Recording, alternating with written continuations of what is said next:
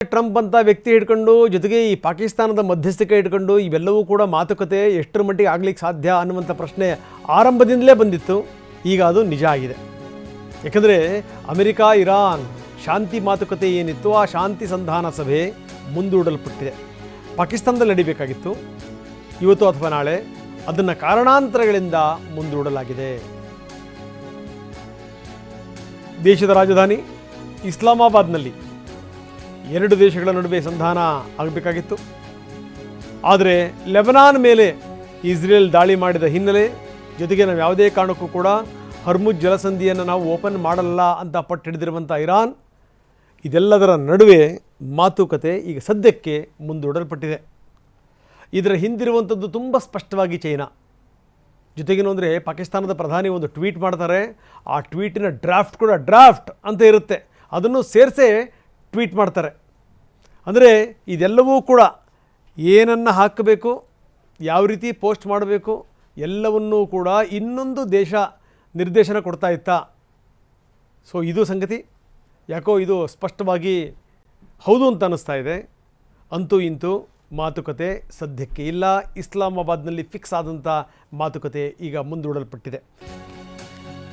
ಇನ್ನು ಹರ್ಮೋಜ್ ವಿಚಾರಕ್ಕೆ ಸಂಬಂಧಪಟ್ಟಂಗೆ ಅಲ್ಲಿ ಹೆಚ್ಚು ಶುಲ್ಕ ಹಾಕಬೇಕು ಅಂತ ಏನು ಯೋಚನೆ ಮಾಡಲಾಗ್ತಾ ಇದೆ, ಇದಕ್ಕೆ ಸಂಬಂಧಪಟ್ಟಂಗೆ ಡೊನಾಲ್ಡ್ ಟ್ರಂಪ್ ವಾರ್ನಿಂಗ್ ಮಾಡಿದ್ದಾರೆ. ಯಾವುದೇ ಕಾರಣಕ್ಕೂ ಹೆಚ್ಚಿನ ಶುಲ್ಕ ವಸೂಲಿ ಮಾಡಬಾರ್ದು, ಹಾಗೇನಾದರೂ ಮಾಡ್ತೀರಿ ಅಂದರೆ ಅದನ್ನು ತಕ್ಷಣಕ್ಕೆ ನಿಲ್ಲಿಸಬೇಕು. ಇರಾನ್ ವರ್ತನೆ ಅಗೌರವದ ನಡೆ ಅಂದಿದ್ದಾರೆ ಟ್ರಂಪ್.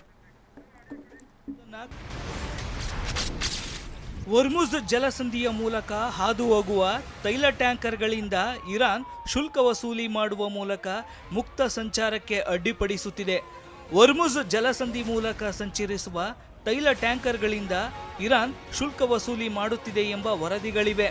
ಹಾಗೆ ಮಾಡುವುದನ್ನು ಕೂಡಲೇ ನಿಲ್ಲಿಸಬೇಕು. ಹೊರ್ಮುಜ್ ಜಲಸಂಧಿಯ ಮೂಲಕ ತೈಲ ಟ್ಯಾಂಕರ್ಗಳು ಹಾದು ಹೋಗಲು ಅವಕಾಶ ನೀಡುವ ವಿಚಾರವಾಗಿ ಇರಾನ್ ಕೆಟ್ಟದಾಗಿ ವರ್ತಿಸುತ್ತಿದೆ. ನಮ್ಮ ನಡುವೆ ಆಗಿರುವ ಒಪ್ಪಂದ ಇದಲ್ಲ, ಇದನ್ನು ಅಗೌರವದ ನಡೆ ಎಂದು ಹೇಳಬಹುದು. ಇನ್ನು ಆಯಿಲ್ ರಫ್ತು ಅನ್ನುವಂಥದ್ದು ಎಷ್ಟರ ಮಟ್ಟಿಗೆ ಕುಸಿದು ಹೋಗಿದೆ ಅನ್ನಲಿಕ್ಕೆ ಎಕ್ಸಾಂಪಲ್ ಇದು. ಇಸ್ರೇಲ್ ಮತ್ತು ಇರಾನ್ ಯುದ್ಧ ಏನು ಶುರುವಾಯಿತು, ಅಲ್ಲಿಂದ ನಷ್ಟದ ಮೇಲೆ ನಷ್ಟ. 44% ತೈಲ ರಫ್ತು ಕುಸಿತಗೊಂಡಿದೆ. Iraq, Kuwait, Oman, Qatar, Saudi ಇವೆಲ್ಲವೂ ಕೂಡ ನಷ್ಟ ಅನುಭವಿಸ್ತಾ ಇವೆ.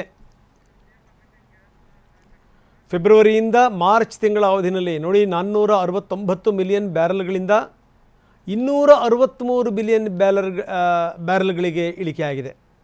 469 263 ಇದು ಸಂಗತಿ.